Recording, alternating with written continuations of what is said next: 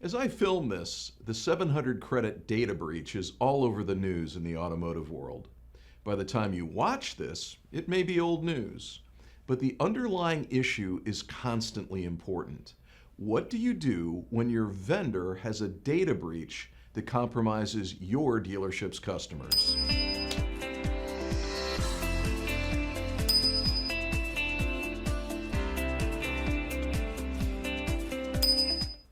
In October of 2025, 700 Credit, a credit report and soft pull vendor to automotive and RV dealerships, discovered that its platform had been compromised.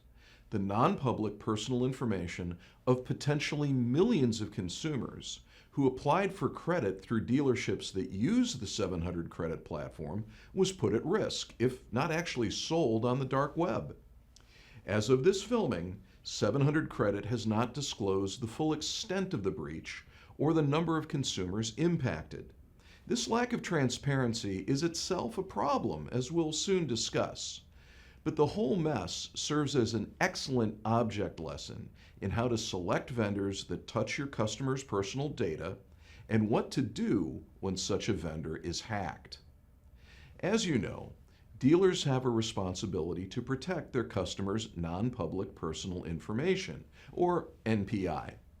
This obligation flows from many sources, including the common law, the FTC Safeguards Rule, and the laws of the several states.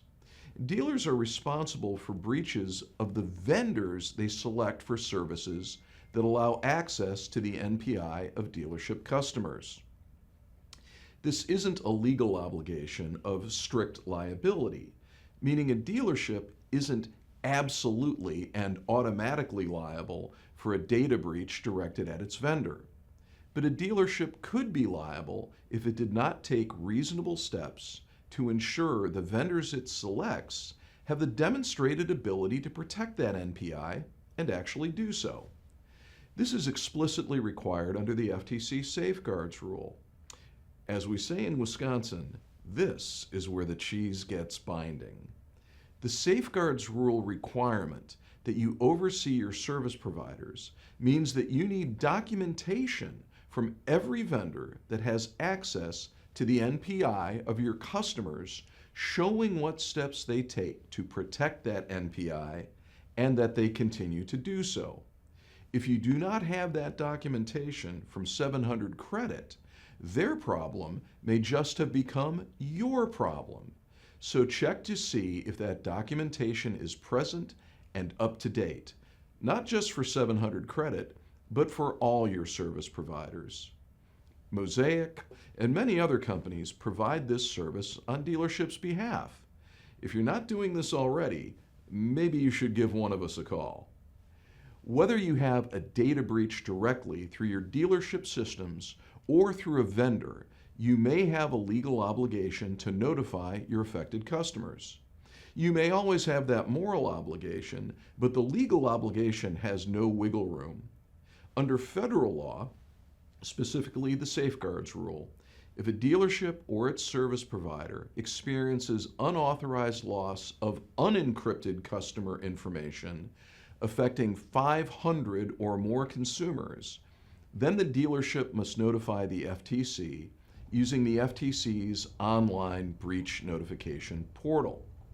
The deadline for this notification is as soon as possible, but no later than 30 days after discovery of the breach. Note that it is the FTC that must be notified, not the affected consumers. Details of this notification include the number of consumers affected, a description of the types of information involved, the date range of the breach, and whether law enforcement has requested a delay in public disclosure. With the cooperation of the National Automobile Dealers Association, 700 Credit was able to file one consolidated notice to the FTC, so that should take one burden off their dealership clients. But it doesn't get those dealerships out of the woods yet. There remains the obligation to notify individual consumers. Any obligation to notify affected consumers flows not from the Safeguards Rule, but from state law. And those laws vary from state to state. In Florida, for example, the threshold for notification is at least 100 affected consumers. In West Virginia, that obligation is triggered at 1,000 affected consumers. And this brings us back to 700Credit. As of this filming, I don't believe they have informed dealerships how many of their customers have been affected or who those customers are. This puts dealerships in a pickle. If more than their state's threshold number of customers had their unencrypted NPI compromised, they need to notify those customers under state law. But until 700Credit shares that information, the dealerships cannot do so. And there is no guarantee the state attorneys general will give you a pass under those circumstances. The big takeaways from all this: if you're a 700Credit client dealership, call your local counsel and bring them up to speed on the situation. This is not the time to save on legal fees. Have the aforementioned legal counsel look over your contract with 700Credit and see what, if any, indemnification rights you might have. Notify your insurance agent and confirm coverage. And contact 700Credit to request immediate access to the names of your affected customers and the exact scope of their data that may have been compromised. Without that, you probably can't meet your state notification obligations. And whether or not you're a 700Credit client dealership, it's still a great idea to review your information security program, especially the service provider oversight part. Do you have documentation of your service provider's ability to protect data and evidence that they do? Is it current? Do you have insurance coverage for data breaches? These are all great questions, and the best time to ask them is before something goes awry. For Drop the Bow Tie, I'm Jim Ganther. Thanks for watching.